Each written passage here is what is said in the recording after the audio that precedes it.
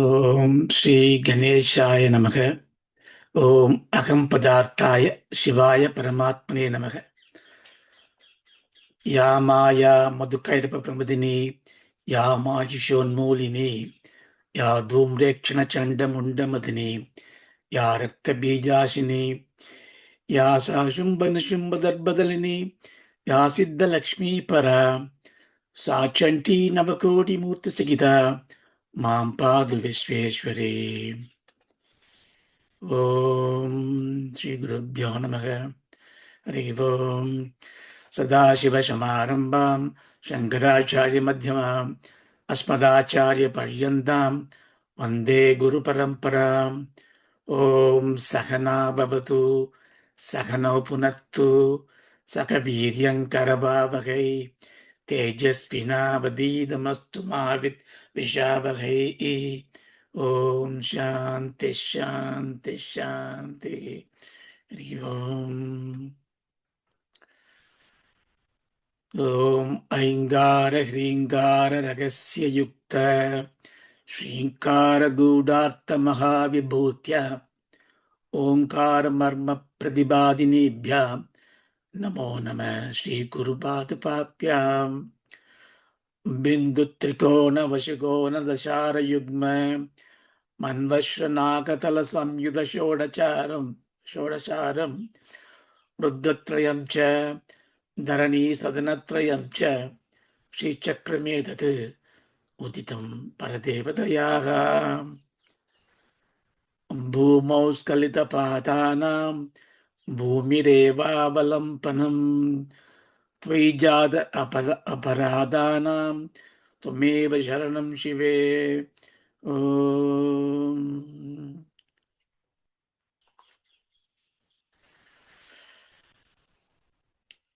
நமஸ்காரம். பராம்பிகையோடைய திவ்ய கடாட்சத்தால சௌந்தர்ய லகரிங்கிற ஒப்பற்ற கிரந்தத்தை நம்ம மனனம் பண்றதுக்கான ஒரு சங்கல்பத்தை எடுத்துட்டு இருக்கோம்.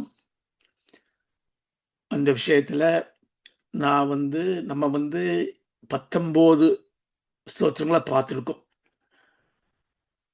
முகம் பிந்தும் கிருத்வா குஜயுகம் மதஸ்தஸ்திததோ ஹரார்த்தம் தியாயேத்யோ ஹரமகிஷ்தே மன்மத கலாம் சசத்ய சங்கோபம் நயதி வனிதா இத்தியதிலகு திரிலோக்கிம் அப்யாஜு பிரமயதி ரவீந்து ஸ்தனயுகாம் அப்படிங்கிறது அந்த 19வது ஸ்லோகம்.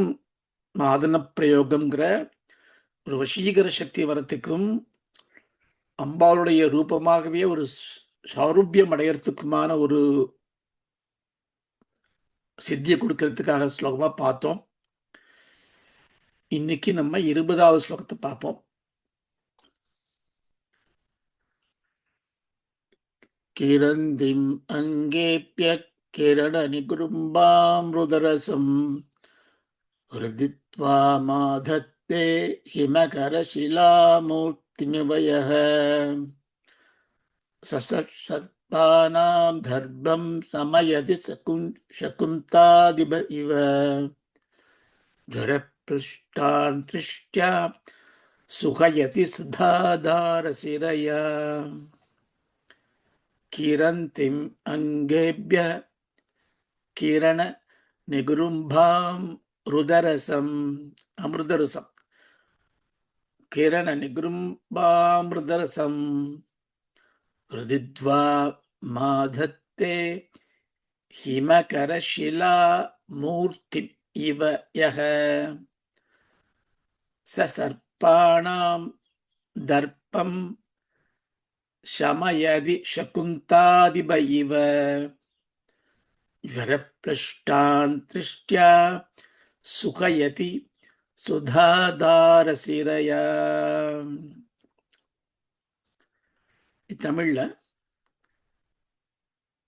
அங்கமுக எங்கும் சுக அமிர்தரசம் ததும்ப வரும் அழகுமதி ஈர்த்த சிலையாய் பொங்குமுனை தங்கமய பூரணி என்றே இதயம் பூரித்து தொழுவதனால் மங்கவர வத்திமிரை மாய்க்கின்ற புள்ளரசு மருந்தருளும் விழிகளதனால் திங்களென எங்குமுற தீர்த்துமன காய்ச்சலற திரளும் சுகமாவள் அவளே.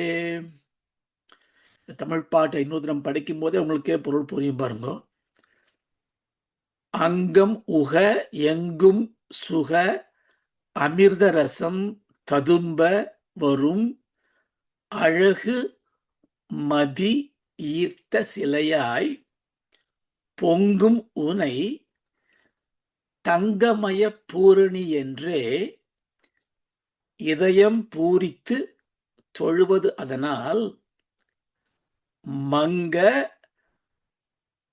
மங்கவர அரவத்திமிரை மாய்க்கின்ற புல் அரசு மருந்து அருளு விழிகள் அதனால் திங்களென எங்குமுற தீர்த்து மனக்காய்ச்சலற திரளும் சுகமாவள் அவளே.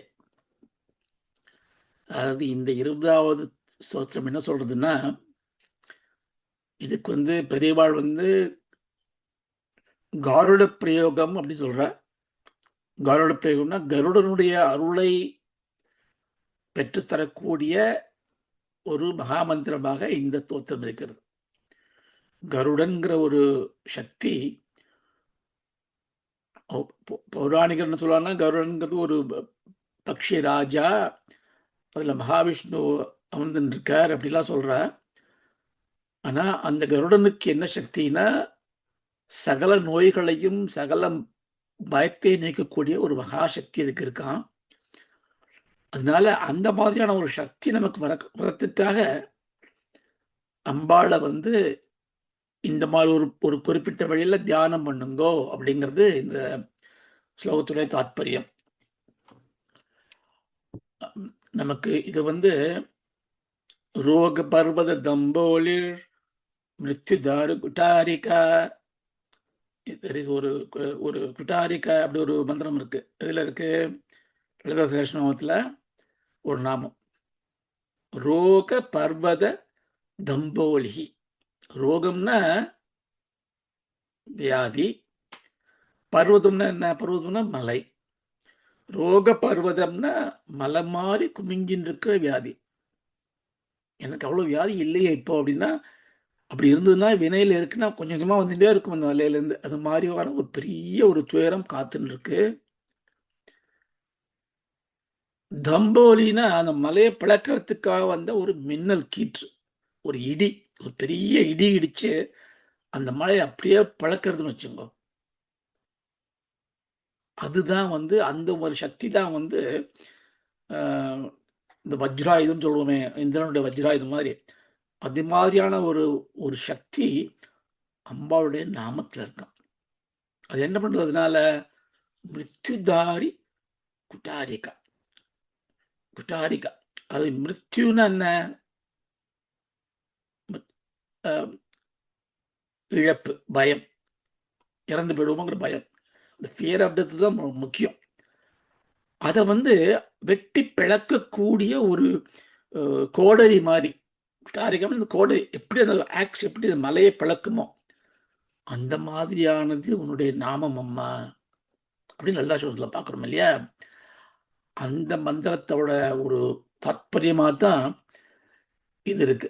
அதாவது வியாதி வந்துடுமோ, வியாதி வந்துட்டுனால இந்த நிவாரணம் கிடைக்குமோ கிடைக்காதோ, என்ன மாதிரியான பாய்ச்சல் நமக்கு இருக்கு, உடம்புல இருக்கோ தெரியலையே, இப்படி வருது எனக்கு. இப்போ கீழே விழுந்து அடிபட்டுதுன்னா நமக்கு தெரியும், நம்ம கீழே விழுந்துட்டோம் அதனால அடிபடுறதுங்கிறது தெரியறது, விழுந்தது தான் காரணம்னு புரியறது. அதை நம்ம வியாதின்னு நினைக்கிறது இல்லை. யாருமே காலில் ஒரு ஒரு ஒரு வெட்டுப்பட்டுது அப்படின்னா அதை வியாதின்னு சொல்ல மாட்டேன். அது ஒரு ஆக்சிடென்ட், விபத்து. அது உடம்பு அதுக்கான மருந்து கூட என்னது, உடம்போட இன்ஃபெக்ஷனாக பார்த்துக்க தானே தவிர அதுக்கு டிசீஸ்னு கிடையாது. அது க்யூர் பண்ண வேண்டிய அது it is not making you as to fear as an unknown ailment இல்லையா? ஸோ அதனால நமக்கு தெரியாமல் நமக்கு விடுறதே அதுக்கு பேர் தான் ரோகம்னு பேர். நீ இந்த தேவி மகாத்மியத்தை படிக்கும்போது முக்கியமான மந்திரங்களில் ஒரு மந்திரம் வருமே, அவன் இருக்கா, ரோகான் ரோகான் அசேஷான் அவஹிம்சி துஷ்டா ருஷ்டாது காமான் சகலான் அபீஷ்டான் தும்மாஸ்ரிதானம் ந விபன்னராணாம் தும்மாஸ்ரிதாஹ்யை அஷ்டதாம் பிரயந்தி.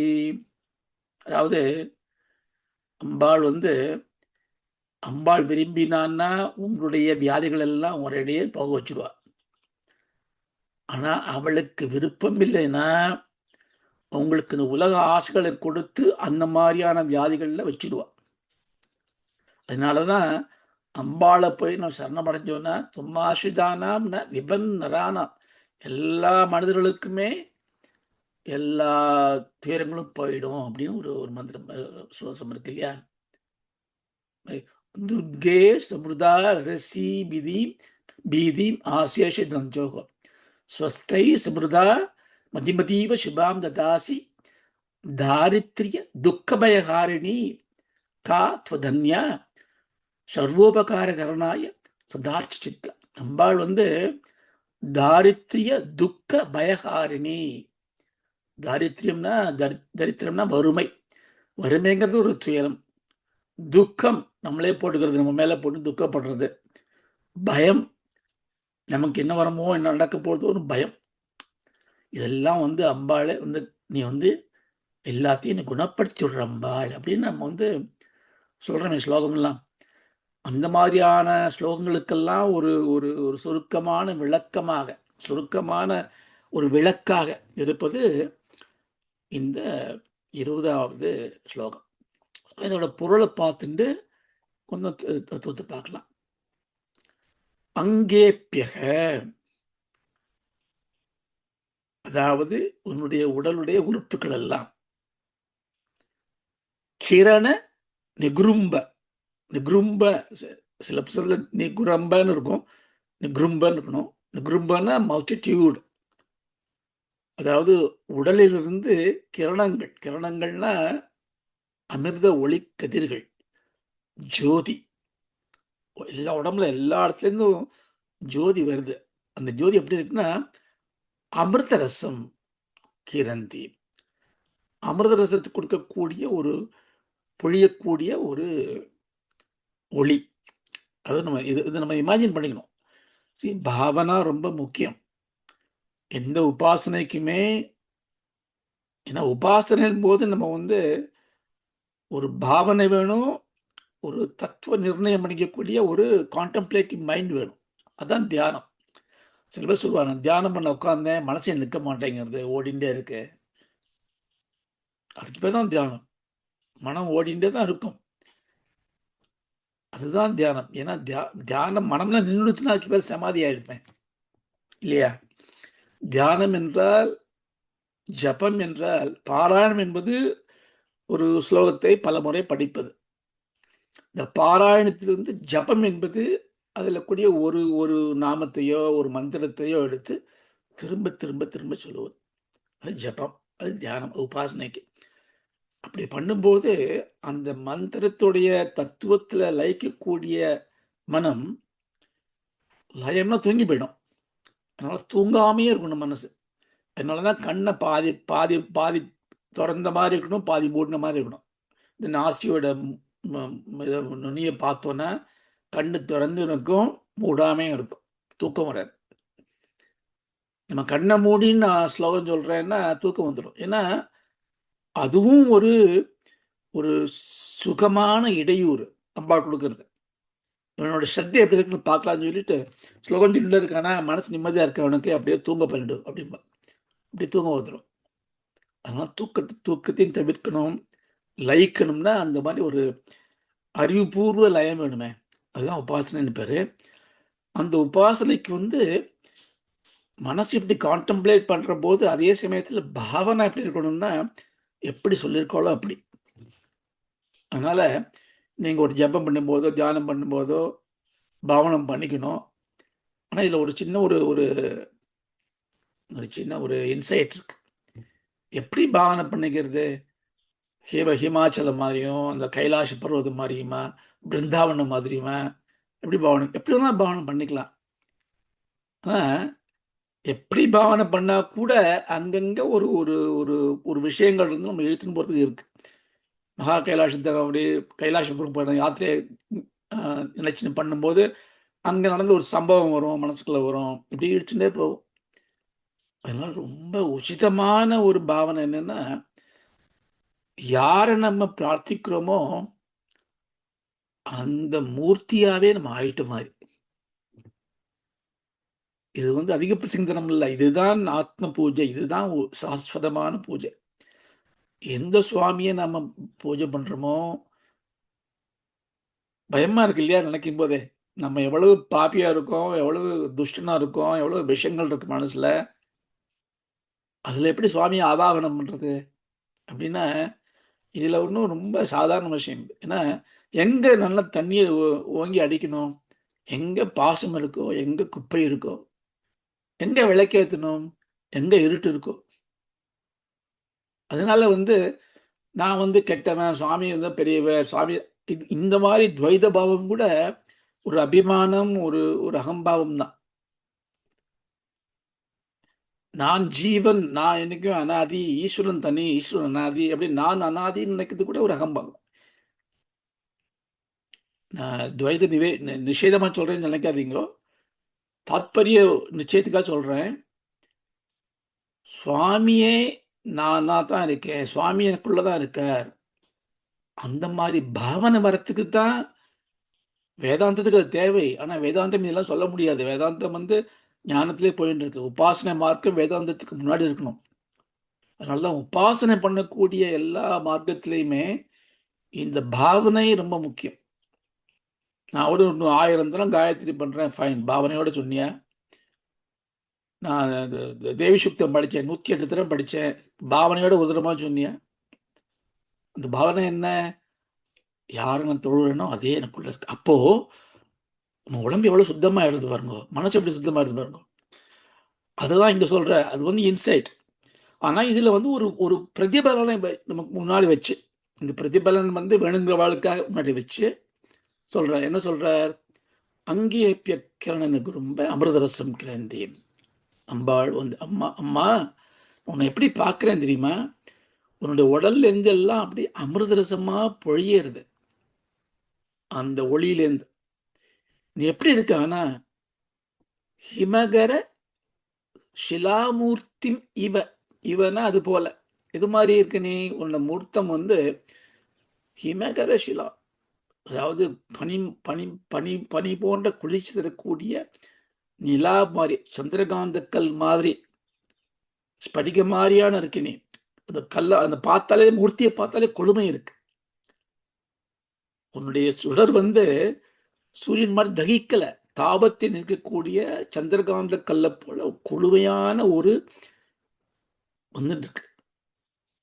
துவாம் ஒண்ணு யக ரிதி ஆதத்தே யகன்னா யாரு ஹிருதி மீன் ஹிருதயே உன்னுடைய இது மனசுக்குள்ள இதயத்துக்குள்ள மனம்ங்கிறத உள்ளம் தமிழ்ல ரொம்ப அழகான வார்த்தை உள்ளம்ங்கிறது. ஹிருதயம்ங்கிறது வந்து சம்ஸ்கிருத வார்த்தை. இதயம் தமிழ்ல சொல்றோம். நினைவுகள் வரக்கூடிய இடம்னு நினைச்சிட்டு இருக்கோம் அதை. ஆனா உள்ளம்ங்கிறது உள்ளே இருப்பது. உங்களுக்கு தான் தெரியும் அது. உங்களுடைய உள்ளம் உங்களுக்கு தான் தெரியும். அந்த உள்ளுக்குள்ள ஹிருதயே ஆதத்தை. ஆதத்தை மீன்ஸ் ஆழ்ந்து தியானித்தல். ஆழ்ந்து தியானம் அதை மட்டுமே அப்படி நினைச்சுக்கிறது. இப்போ நான் ஒரு வார்த்தை சொல்றேன்னா, இந்த வார்த்தையை மட்டுமே அப்படியே கிரகிச்சிங்கனா எப்படி இருக்கும் உங்களுக்கு? அந்த ஒரு நிமிஷத்துல அந்த அந்த வார்த்தை மனசுக்குள்ள போகும்போது, அதோட தாத்பரியம் உள்ள போகும்போது, அத மட்டுமே ஃபோக்கஸ் பண்றோமே, அதே மாரி அம்பாளுடைய உருவம் எனக்குள்ளேயே இருக்கு. எனக்குள்ளேயே இருக்குல்ல, அம்பாளாவே நான் இருக்கேன். இதான் போன போன ஸ்லோகத்துல பார்த்தோமே. அம்பாளுடைய முகம் என்னுடைய முகம், அம்பாளுடைய ஸ்தனங்கள் என்னுடைய ஸ்தனங்கள், அம்பாளுடைய யோனி என்னுடைய யோனி. அது மாரி ஒரு பாவனையோட நம்ம பண்ண மாரியே, இந்த அம்பாள இந்த தரம் சந்திரகாந்த கல் மாரி குளிர்ச்சியோட அமிர்த கிரணங்களை பொழியக்கூடிய ஒளிமயமான ஒரு உருவமாக எவன் பார்க்கிறானோ அவன் சக சகுந்தாதிப இவனா அது போல இது போல சகுந்தாதிப சகுந்தம்னா பேர்ட்ஸ்.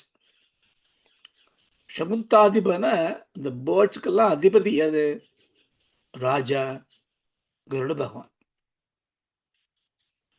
நமக்கு சகுந்தலா பார்த்துருக்கோம். சகுந்தலா ஒரு கேரக்டர் தெரியுமே, துஷ்யந்தன் சகுந்தலா. சகுந்தலா வாஸ் சின்ன குழந்தையா இருக்கும்போது அவளை வளர்த்ததெல்லாம் அன்னப்பறவைகள், அதெல்லாம் பேர் சகுந்தலான்னு பேர். ஸோ சகுந்தனா பறவைகள், சகுந்தாதிபன பறவைகளின் ராஜா அப்படின்னா கருட மகாராஜா. அவர் என்ன பண்றாரா, சகுந்தாதிபேவ சர்ப்பானாம் தர்ப்பம். ரொம்ப அருமையான ஒரு பிரயோகம் இங்க. சர்ப்பானம், சர்ப்பம்னா பாம்புகள், தர்ப்பம்னா அந்த பாம்புகளுடைய திமிர், ஒரு கொழுப்பு. பாம்புகளுக்கு என்ன கொழுப்பு இருக்கு? பாம்பை பார்த்தா என்ன பண்ணுவது அப்படின்னு நம்மளை பார்த்தோன்னா படத்தை எடுத்துக்கும். அப்படியே அது நல்ல பாம்பு எடுத்துன்னா தலையை பெருசாக விரிச்சுண்டு.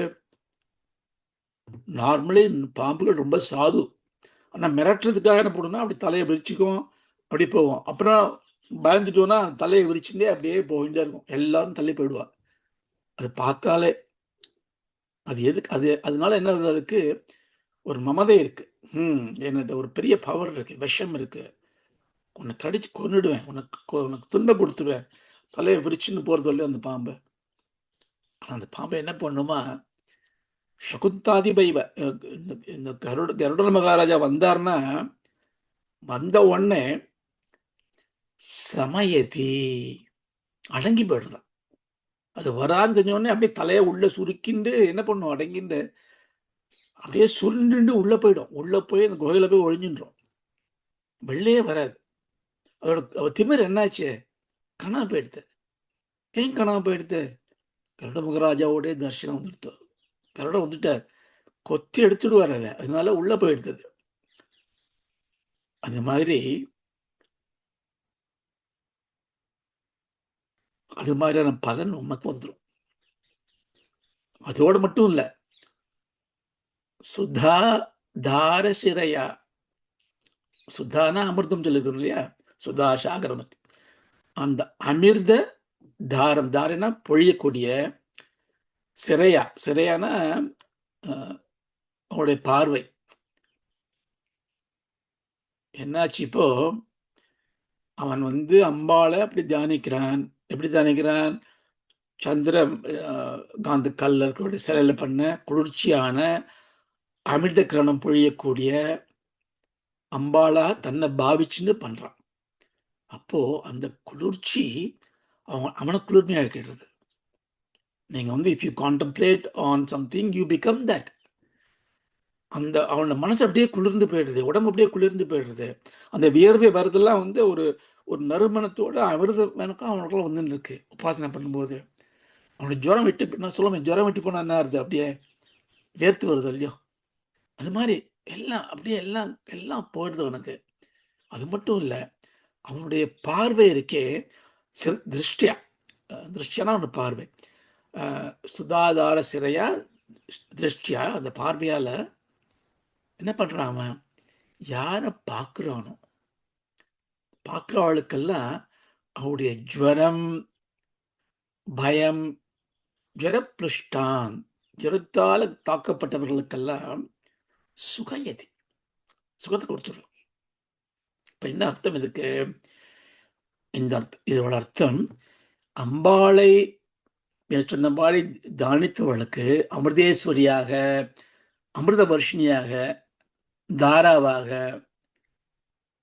அப்படி தியானம் பண்ணும்போது அவனுடைய சக்தியானது எப்படி கருட மகாராஜனுடைய சக்தி மாதிரி ஆகி அவனுக்குள்ள இருக்கக்கூடிய ஜுவரம், விஷம் எல்லாம் போகி குளுமை அடைந்த கூடியவனாக ஆகி, அதுக்கும் மேல அவன் என்ன பண்ணுவான்னா அவனுடைய பார்வை பட்டாலே மற்ற வாழ்க்கை குணம் வந்துடுறது.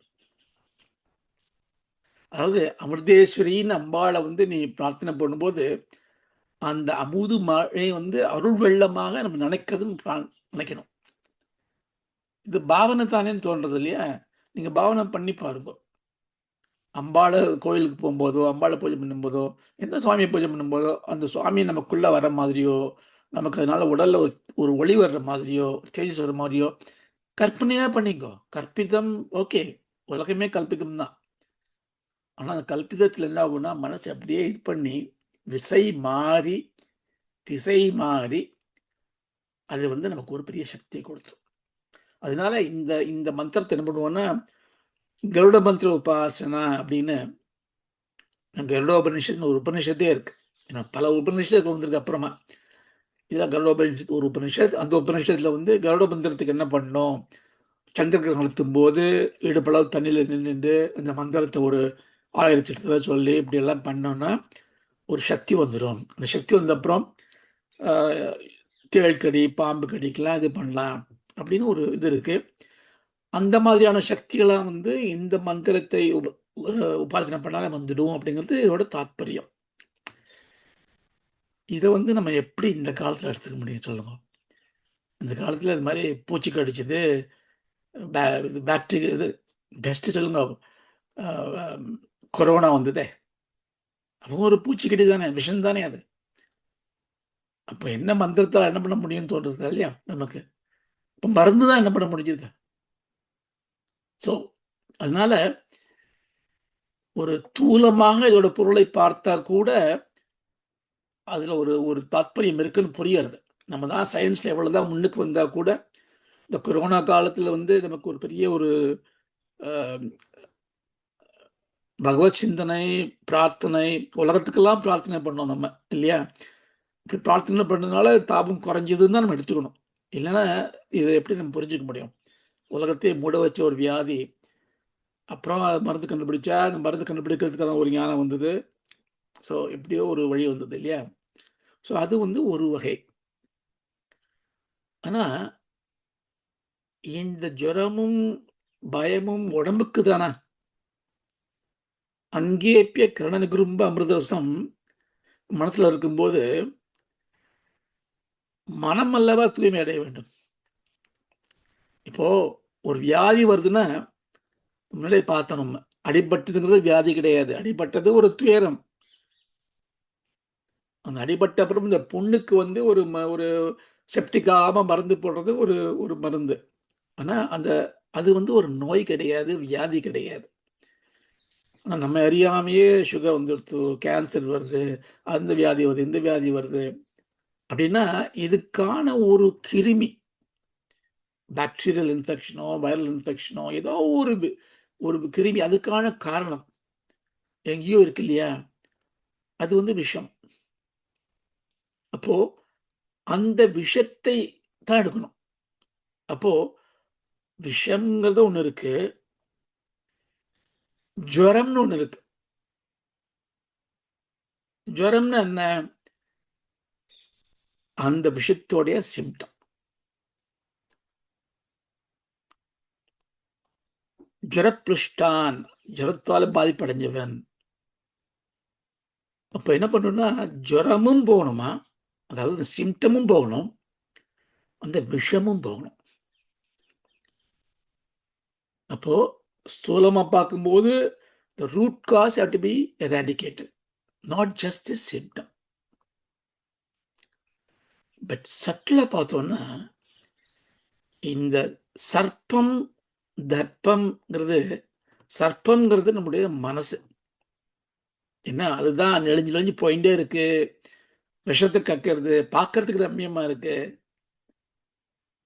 அப்போ அதுடைய தர்ப்பம். அதோட தர்ப்பம்னா என்ன? அதனுடைய அகம்பாவம். அப்படின்னா, சர்ப்பண தர்ப்பம் வந்து தர்ப்பம் வந்து நம்மளுடைய அகந்தை, நான் எனும் ஆணவம். அப்ப அந்த நான்கிற ஆணவம் தான் எல்லாத்துக்குமே காரணம். எப்படி நான்கிறது எப்படி ஒரு துயரத்துக்கு காரணமாக முடியும்? இந்த கேள்வி இருக்கவே கூடாது நம்மளுக்கு. ஏன்னா, உன்ன பார்த்து நான் துயரப்படுறேன்னு சொன்னா, யார் துயரப்படுறான்னு கேட்டா சொல்லுவேன், நான் துயரப்படுறேன். சந்தோஷப்படுறேன். யார் சந்தோஷப்படுறா? நான் சந்தோஷப்படுறேன். அப்போ துயரமும் சந்தோஷமும் யாருக்கு இருக்கு? எனக்கு இருக்கு. நான்கிற வந்து அப்ப நான் சொல்லக்கூடாதா? சொல்லலாம். ஆனா, உண்மையிலேயே அந்த துயரத்தையும், இன்பத்தையும் ஆராய்ஞ்சு பார்த்தாள்னா, அதாவது எப்போலாம் நீங்க வந்து நான் துயரப்படுகிறேன் என்று நினைக்கிறீர்களோ, எப்பெல்லாம் நான் சந்தோஷமா இருக்கிறேன் என்று நினைக்கிறீர்களோ, நீங்கள் அந்த துயரத்திலிருந்தும் சந்தோஷத்திலிருந்தும் தள்ளி இருக்கிறீர்கள் என்று அர்த்தம். நான் இருக்கிறேன் அப்படின்னா, நான் சந்தோஷமா இருக்கேன்னா, நான் சந்தோஷத்தை பார்த்து கொண்டிருக்கிறேன். சந்தோஷ அனுபவத்தை உணர்ந்து கொண்டிருக்கிறேன். நான் துயரப்படுகிறேன். நான் துயரத்தை பார்த்து கொண்டிருக்கிறேன். துயரத்தை உணர்ந்து கொண்டிருக்கிறேன். அந்த பாவம் ரொம்ப சட்டில் டிஃபரன்ஸ். கொஞ்சம் லிட்டில் டிரான்ஸ்ஃபர்மேஷன். ஐயோ! எனக்கு வந்துடுத்தே அப்படிங்கும்போது, எனக்கு என்ன வந்திருக்குன்னு பார்த்தா போதும். எனக்கு கையை சுற்றுது, எங்கே எரியறதுன்னு கையை அப்படி எங்கே எரிச்சல் இருக்குன்னு பார்த்தாலே, யூ வில் சீ அது எரிச்சல் அடங்கும். ஸ்கின் நிச்சயமா எரியும். ஆனா அது பார்க்கும்போது மனம் எரியாது. மனம் வலிக்காது. உடம்புக்கு வலிக்கிறதுங்கிறது அது அதோட பாவனை. அது அந்த வலி தங்கத்தான் வேணும். ஆனா அதனால மனம் துயரப்படாது. சரி, மன கஷ்டம்ங்கிறது வேற, உடம்பு கஷ்டங்கிறது வேற. எனக்கு பிபி ஜாஸ்தியாயிடுச்சுன்னு டாக்டர் சொல்லிட்டார் அப்படின்னு ஒரே கவலை. அந்த கவலையில பிபி ஜாஸ்தியாயிடும். மனசுக்கு துயரம் வர வேண்டிய காரணம் என்ன? உடலுக்கு ரத்த ஓட்டம் ஜாஸ்தியாயிடுத்து, குறைஞ்சாயிடுத்து, மருந்து கொடுத்துருக்க, அதுக்கான முயற்சிகள் செய்யணும்.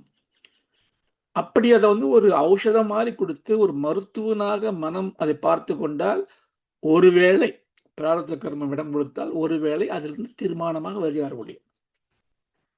அதை செய்யாம மனசால நம்ம கவலைப்பட்டு பண்ணோம்னா, அதை அக்ரிவேட் பண்ணத்தான் முடியும், குணப்படுத்த முடியாது. அப்போ இதோட பலன் இந்த ஸ்தூல பலமா மட்டும் இருக்க முடியாது. சூக்ஷ்மமான பலம், அதிர்ஷ்ட பலம் இருக்குது இல்ல. என்ன பலம் இருக்குன்னா, எனக்கு இந்த நான் எனும் ஆணவ கொழுப்பு, அதுதான் விஷம், அதுதான் ஆசாபாசங்களை தூண்டுகின்றது, அதுதான் என்னை ஒன்று மாற்றி ஒன்று போகச் செய்கின்றது. அதனால் ஒன்றை இழந்தால் துயரமும், ஒன்று கிடைக்கவில்லை என்றால் பொறாமையும், பேராசையும், கிடைத்தால் பாதுகாக்க வேண்டும் என்ற பயமும், சந்தோஷத்துக்கிடையே என்னை துக்கமுள்ளவனாக செய்கின்றது. இப்போ சுகயத்தின்னு இல்லையே, நான் சுகம் பெற்றவனா இல்லையே. அதனால அம்பாளை பிரார்த்தனை பண்ணும்போது நமக்கு ஆத்ம ஞானம்ங்கிறது வருது. அந்த ஆத்ம ஞானம் வருது தான் இதோட முக்கியமான ஒரு விஷயம். இந்த ஆத்ம ஞானம் எப்படி வருது? ஆத்ம ஞானம்னா என்ன? இங்க ரொம்ப சிம்பிள். ஆத்ம ஞானங்கிற ஒரு ஞானத்தை திறக்கக்கூடிய ஒரு சாவி பகவான் ரமணர் சொன்ன மாதிரி, யாருக்கு இதெல்லாம் நடக்கிறது? அந்த கேள்வி கேட்கணும். புகழ் வருதோ, நீங்க உங்களை மாதிரி கிடையவே கிடையாது. யாரை புகழ்றாவா? உன்ன மாதிரி கெட்டவனே கிடையாது. யாரை திட்டுறாயவா? ஓ, இந்த உடலையோ, ஓ இந்த உடல் செய்த காரியத்தையோ, ஓ இந்த மனதால் நடத்த தீயையோ. ஓகே, அப்போ நான் இந்த உடலுக்கும் மனதுக்கும் ஒரு சாட்சியா இருக்கேன். என்னோட சாட்சி பிரகாசத்தை அதை நோக்கி செலுத்தி அந்த மனம் தூய்மைப்படுத்துறேன். அந்த ஒரு பாவனை. See, கம்ப்யூட்டர்ல when you start the computer, it's called bootstrapping. பூட்ஸ்ட்ராப்பிங்னு அர்த்தம் இங்கிலீஷில். லிட்ரலி பூட்ஸ்ட்ராப்பிங்னா, அந்த பூட் போட்டு அந்த லேஸ் இருக்கே, அந்த லேஸால் தூக்கிண்டே தன்னை தூக்கினான்னு வச்சுக்கோ. தூக்க முடியுமா ஒருத்தனால? தன்னோட பூட்டை தூக்கிண்டே ஒருத்தன் அப்படியே மேலே வர முடியுமா? அதுக்கு பேர் தான் பூட் ஸ்ட்ராப்பிங்னு பேர். கம்ப்யூட்டர் அப்படி தான், அது ஒன்றுமே தெரியாது. ஆனால் பவர் கொடுத்தோன்னே அந்த பவரை வச்சுன்னு தன்னைத்தானே அப்படியே உயர்த்திண்டு, தனக்கு அறிவு இருக்க மாதிரி காமிச்சுண்டு, ஒரு பிரகாசமாகி ஸ்க்ரீன் கொடுத்து அப்புறம் எல்லா ப்ரோக்ராம் நம்ம பண்ணுறோம். அதே மாதிரி உபாசனைங்கிறது நம்மள பூட் ஸ்ட்ராப்பிங். சும்மா ஒரு முன்னு ஒரு 1000 தடவை மந்திரம் சொல்லிட்டு கால் வலிக்கு உட்காந்துட்டு கால் மரத்து போச்சு, கீழே உட்கார முடியல, சேரில் உட்காடுறேன். All that is fine. உங்கள் உடம்பு அது எப்படி அவ்வளோதான் சொல்லணும் கூட அவசியமே கிடையாது. ஒரு தடவை சொன்னால் கூட அந்த பாவம், ஆத்மார்த்த பாவம், அது ரொம்ப ஈஸி மாதிரி தோன்றது இல்லையோ, ரொம்ப கஷ்டம். நீங்கள் உட்காந்து பாருங்க, உட்காந்து ஒரு 2 நிமிஷம் ஒன்றுமே பண்ணால் உட்காந்து பாருங்க. 2 நிமிஷம் ஒன்றுமே திங்க் பண்ண வேண்டாம், ஒரு ஸ்லோகம் சொல்ல வேண்டாம், காலம் அடக்கின்னு உட்காரு பாருங்க. சேர்லையோ எங்கேயோ எங்கே கம்ஃபர்டபுளாக உட்காந்து பாருங்க. அப்புறம் மெதுவாக ஒரு கண்டிஷன் பண்ணுங்க. நான் உட்காரும்போது நான் வந்து என்னோட மூச்சை வந்து இது வரைக்கும் நான் பார்த்ததே இல்லை, மூச்சை பற்றி நினச்சதே கிடையாது, அதோ ஓடின்னு இருக்கு. ஆனால் இப்போ புரியறது, அந்த பிராணம் தான் என்னை வந்து வாழ வைக்கிறது. அந்த பிராணம் எப்படி போகிறது எப்படி வருதுன்னு பார்க்குறேன். அப்படியே அதை பாருங்க. நீங்கள் அதை பார்க்க ஆரம்பித்த உடனேயே கண்ணா பின்னால் ஒழிந்த மூச்சு என்ன பண்ணுன்னா வெட்கப்பட்டு மெதுவாக போக ஆரம்பிக்கும், மெதுவாக வர ஆரம்பிக்கும். அப்போது நீங்கள் அதை ஒரு பிரயத்தனம் பண்ணுங்க. இந்த மெதுவாக போகிறத கொஞ்சம் நீளமாக போகட்டும், நீளமாக வரட்டும். லாங் பிரீதிங், லாங் திங், கஷ்டப்படாமல். அப்புறம் மெதுவாக யூ ஸ்டார்ட். இப்போ உடம்பு கொஞ்சம் இதாக இருக்குது, மனசு இலசாயிடுது. இப்போ கண்ணா பின்னான்னு தாட்ஸ் வந்துட்டே இருக்கும். இப்போ நான் உட்காந்துருக்கேனே, எனக்கு என்ன நடக்க போகிறது, அங்கே நடக்குமே எங்கே நடக்குமே. அப்போது அந்த மாதிரி சிந்தனை வரும்போது அதுக்குள்ளே நீங்கள் பின்னாடி போகாதீங்க. அதை கட்டுப்படுத்தவே முடியாது உங்களால். மனசே நினைக்காதன்னு சொல்ல முடியாது. அதனால் கட்டுப்படுத்தவும் வேண்டாம். அப்போ என்ன பண்ணணும்? ஃப்ரீ ஷோ சினிமா உங்களுக்கு. பைசா கொடுக்காம தியேட்டருக்கு போகாமல் உட்காந்து கண்ணை மூடிண்டு மனம்ங்கிற திரையில் ஓடக்கூடிய படங்களை பாருங்கள். கெட்டது வரும், நல்லது வரும். ஆனால் நீங்கள் படம் பார்க்கவே இல்லை. நீங்கள் you are not the character there, you are not the director, you are not the producer, you are just free ticket holder. அதனால் அது பாதிக்கக்கூடாது, பாருங்க. ஒரு உணர்ச்சியும் காட்டலாமல் பார்க்கும்போது இந்த மனசு என்ன பண்ணுன்னா, ஏற்கனவே மூச்சு பார்த்தாச்சு நம்ம. இப்போ மனசு நீங்கள் பார்க்குறீங்களோ இல்லையோ, மனசில் தானே ஓடுன்னு நினைக்கிறீங்களோ இல்லையோ, மனசும் உடனே வெட்கப்படும். வெட்கப்பட்டு தன்னுடைய டாம்பிகத்தை குறைச்சிண்டு அவரோட விருத்தி நிரோதம் ஆயிடும். மெதுவாக மனசு அடங்கி போயிடும். அந்த நிலை எப்படின்னு சொல்ல முடியாது. அடங்கி போனால் என்ன வரும்? தூக்கம் வந்துடுமோ? தூக்கம் வரும். அந்த தூக்கம் வராமல் இருக்கத்தான் கண்ணை பாதி திறந்து பாதி மூடின மாதிரி ஒரு மூக்கு நுனியை பார்க்கறது, இல்லை கீழே ஒரு புஸ்தகத்தை வச்சுட்டு இந்த புஸ்தகத்தோட சுவாமி படத்தை பார்த்துட்டு இருக்கிறது. அப்படி ஒரு உட்காந்துட்டோன்னா துக்கமும் வராது, மனசு நிம்மதியாகிடுது. மனசோட பாவனை இப்போ எப்படி இருக்கு? இதெல்லாம் ஆயிடுச்சுன்னா இப்போ இந்த ஸ்தோத்திரத்தோட பாவனை இப்படி ஒரு 5 நிமிஷம் உட்கார முடிஞ்சுடுச்சுன்னா தூய மனம் வந்து விட்டது என்று பொருள். அந்த க்ஷணத்திலேயாவது இப்போ அம்பாளை அமிர்தக்கரண ரூபிணியாக ஒளி விடுறது, அந்த ஒளியிலிருந்து அமிர்தம் அப்படியே வழியறது, நனைஞ்சிட்டு இருக்கு, மாய்ஸ்சர்ட் அம்பாள் அப்படி இருக்கான்னு வச்சுக்கோ.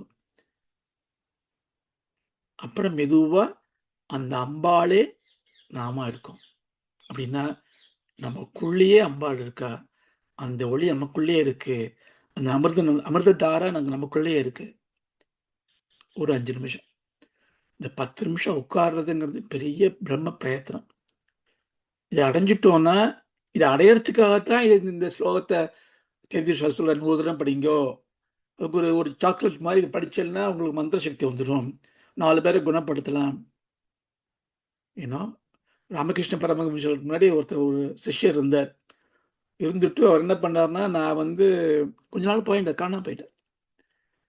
போயிட்டு அப்புறம் வந்தார். ஒரு காலத்துல வந்துட்டு அவர் சொன்னார், இது மாதிரி நான் ஹிமாச்சல போனேன், அங்கே போய் யோகாலாம் கற்றுட்டேன், தபஸ் பண்ணேன், தபஸ் பண்ணி இப்போ வந்து ஜலமேல் நடக்கலாம், தண்ணி மேல் நடப்பேன் நான் அப்படின்னு அப்படியே கங்கையில் நடந்து காமிக்கிறார் அவர்.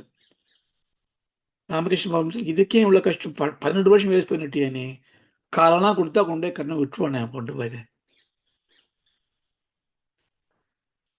கந்துக மதக்கதை வசமாய் நடத்தலாம், கரடிவம் புலிவாயையும் கட்டலாம், ஒரு சிங்க முதுகி மேற்கொள்ளலாம், கச்சவி எடுத்தாட்டலாம், வெண் தணலில் ரதம் வைத்து 5 லோகத்தையும் வேதித்து விட்டுடலாம், ஜலமேல் நடக்கலாம், கடல் மேல் இருக்கலாம், தன்னிகரில் சித்தி பெறலாம், சிந்தையை அடக்கியே சும்மா இருக்கின்ற திறம் பெரிது சத்தாகியன் அப்படி வரும். அதாவது தாய்மானவர் பாடு இது. எல்லாம் இதெல்லாம் ஈஸியாக, சித்தியெல்லாம் ரொம்ப ஈஸியாக வந்துடும். மனசை அடக்கிறது ரொம்ப கஷ்டம். நம்ம என்ன பண்ணுறோம், இந்த சித்திகள்லாம் வேண்டான்னு விட்டுட்டு நேராக மனசு அடக்கிறதுக்காக அங்கே போயின்னு இருக்கோம். நம்ம இந்த மனசு அடக்கிறது தான் வேதாந்தத்துக்கான அதிகாரத்துவம். சித்த சுத்தி இல்லாமல், திருட புத்தி இல்லாமல் வேதாந்த ஞானத்தை ஞானமாக நாங்கள் படிக்கலாமே தவிர ஞான போதம் இருக்காது. போதம்னா அனுபூதி. நான் எவ்வளவோ 20 வருஷமா நான் உபநிஷத்துலாம் படிக்கிறேன் சார், டீச் பண்ணுறேன் சார், 100 புக் எழுதியிருக்கேன், கேன உபநிஷத்தில் PhD பண்ணியிருக்கேன். என்ன பிரயோஜனம்? அனுபூதி இல்லையே. பிரிட்டிஷ் லைப்ரரி சொல்கிற மாதிரி, I have knowledge of the whole world. Why? I have all the books. But British library வந்து ஞானின்னு சொல்ல முடியுமா? புஸ்தக மூட்டை, அறிவின் கிடங்கு. அதனால அனுபூதி வர்றதுக்கு சித்தசுத்தி ரொம்ப முக்கியம். சித்தசுத்திக்கு உபாசனை ரொம்ப முக்கியம். உபாசனைக்கு ஒரு மாதிரி மந்திர ஸ்தோத்திரங்கள், இது மாதிரியான ஸ்தோத்திரமான ஸ்தோத்திரங்கள் முக்கியம். லலிதா சஹஸ்ரநாமம், தேவி பாகவதம், இது மாதிரி ஸ்தோத்திரங்கள் முக்கியம். பாராயணத்தோட ஜபம் பண்ணுறது முக்கியம். ஜபத்துக்கு பாவனா முக்கியம். பாவனாவுக்கு நமக்குடைய பிரயத்தனம், நிஷ்டை, பயிற்சி முக்கியம். அதுக்கு ஸ்ரத்தா முக்கியம். ஸ்ரத்தானா என்ன? எவ்ரிடே பண்ணுவேன். இந்த கிளாஸ் முடிஞ்சோடனே ஒரு 5 நிமிஷம் இன்ட்ரெஸ்டாக இருக்குது, நன்னா சொன்னார், I want to do it. நாளைக்கு மறந்து போயிடும், நாளைக்கு இது வேண்டாம்னு சொல்லும். அதனால் இது அது மாதிரி பண்ணணும். அதுதான் அதோடைய முக்கியமான ஒரு கருத்துன்னு சொல்லிக்கலாம். இது சிம்பிள் ஸ்லோகம் தான் அது. ஸோ